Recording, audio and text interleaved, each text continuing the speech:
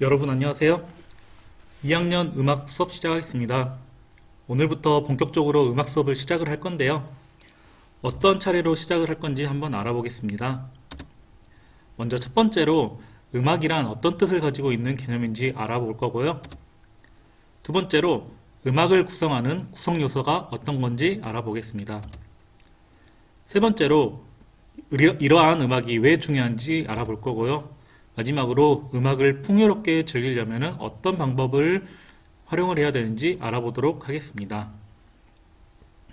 그러면은 음악이란 어떤 건지 알아보기 전에 선생님이 준비한 영화 포스터를 한번 봐보겠습니다. 어떤 영화인지 여러분들이 한번 맞춰보세요. 어떤 영화입니까? 네, 여러분들의 대답을 직접 들을 수는 없겠지만 정답이 나왔을 거라고 판단이 됩니다.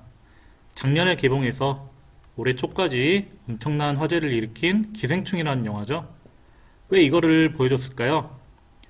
네, 영화의 개념을 알아보고 음악이라는 개념을 도출해보기 위해서 포스터를 보여줬습니다. 영화, 여러분들이 주로 자주 이제 생활 속에서 보는 영화는 어떤 개념을 가지고 있는 예술 장르일까요? 네, 영화는 영화 감독이 자신의 철학, 가치관 등의 의도를 대본, 영화배우, 촬영 등 각종 필요한 도구들을 활용해서 필름이라는 것으로 전달하고자 하는 예술 영역을 뜻하는 장르입니다. 그래서 여기서 중요한 키워드가 네 가지가 있는데요. 영화 감독, 그 다음에 의도, 그 다음에 각종 도구, 그 다음에 최종 결과물인 필름이 이제 키포인트가 됩니다. 그래서 영화는 주체가 이제 영화 감독이 되겠죠. 영화 감독이란 사람이 자신의 의도, 어떠한 것을 영화 속에다가 넣겠다라는 의도가 있을 거예요.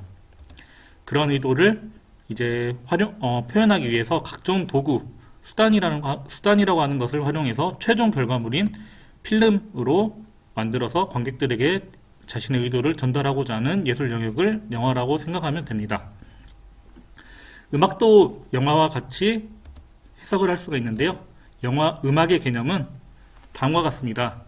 음악은 작곡가가 자신의 철학, 가치관 등의 의도를 화성, 리듬, 가락, 나타낸 등의 다양한 음악적 요소들을 활용해 악보라는 것을 통해 관객 또는 다양한 사람들에게 전달하고자 하는 예술을 뜻하는 장르입니다.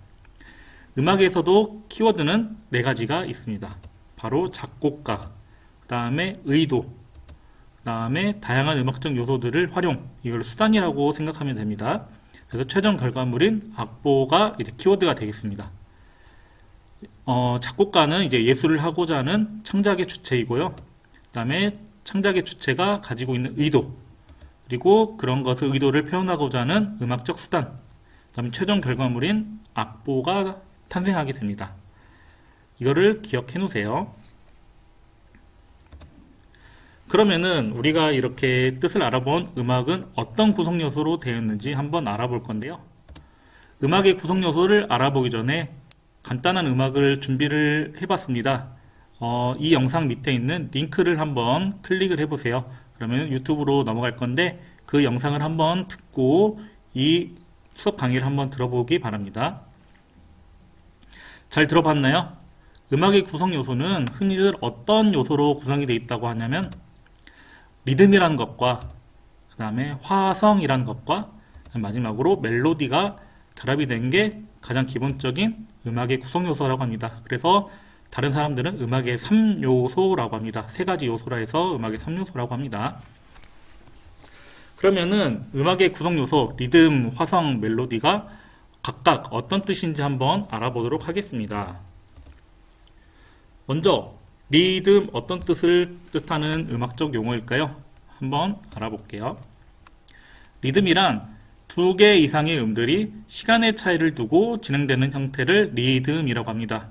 두 개 이상의 음들이라고 했는데요. 두 개 이상의 음들이 각각 음의 길이가 같아도 되고 달라도 됩니다. 예를 들어서 두 개 이상의 음들, 길이가 같은 음들이 배치가 돼서 시간 차이를 두고 진행되는 형태가 있는데요. 예를 들어서 이런 것과 같습니다. 딴, 딴, 딴, 딴, 딴, 딴, 딴, 딴. 네, 같은 길이의 음들이 시간 차이를 두고 진행이 되는 형태를 예시를 들어줬습니다. 그러면은 두 개 이상의 음들이 배치가 됐는데 같은 길이가 아니에요. 그러면 어떻게 진행될까요? 딴, 딴, 딴, 딴, 딴, 딴, 딴, 딴, 딴, 딴, 딴, 딴. 아까 첫 번째 같은 길이의 음들이 배치된 것과 느낌이 다르죠? 이거와 같이 리듬은 두 개 이상의 음들이 시간의 차이를 두고 진행되는 형태를 뜻합니다. 세상에는 다양한 리듬이 있어요. 여러분들이 직접 지금 이 시간에 만들 수도 있고요. 아니면은 각 나라의 그 나라에서 이렇게 전해오는 전통적인 리듬 형태도 있을 수가 있고요. 그래서 리듬은 가장 원시적인 형태일 수도 있고 지금도 만들어지는 형태일 수도 있는 음악적 요소입니다. 그 다음에 멜로디라는 게 어떤 뜻인지 한번 알아보겠습니다. 가락, 선율이라고도 하는데 서로 높낮이가 다른 음들이 시간의 차이를 두고 진행되는 형태를 멜로디라고 합니다. 이렇게 설명을 하면 어려운데 쉽게 설명을 한번 해보겠습니다. 여러분들이 방금도 들었을 수도 있어요. 아니면 어저께 자기 전에 들었을 수도 있는데 아이돌 음악, 뭐 K-팝이라고 하는 아이돌 음악을 들으면은 거기에서 특정적으로 잘 들리는 이렇게 선율이 있을 거예요. 그걸 우리가 멜로디라고 합니다. 그렇게 하면 이해가 쉬울까요?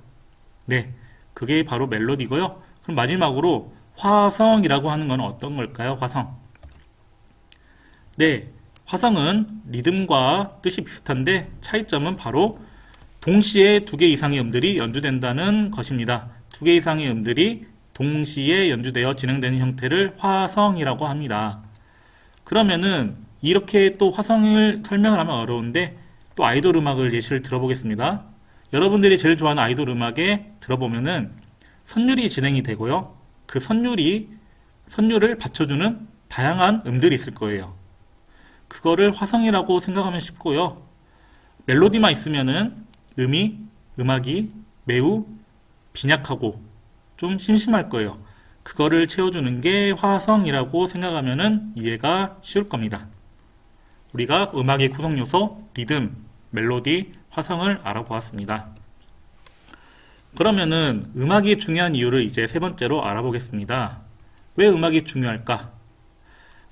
직접 영상을 이렇게 틀어주기가 저작권에 걸리기 때문에 틀어주기가 어려워서 또 링크를 걸어봤습니다. 여러분들이 광고 영상 링크를 한번 클릭해서 들어보고 또 강의를 들어보세요. 네, 잘 들어봤나요? 이제 모 회사 광고로 선생님이 이제 광고 영상을 이렇게 보여줬는데, 이 음악이나 이 광고 영상을 본 친구들이 있을 수 있어요. 그러면은 어떤 차이점을 한번 알아볼 거냐면요. 선생님이 이제는 광고 배경음악이 없이 그냥 나레이션만 해보겠습니다.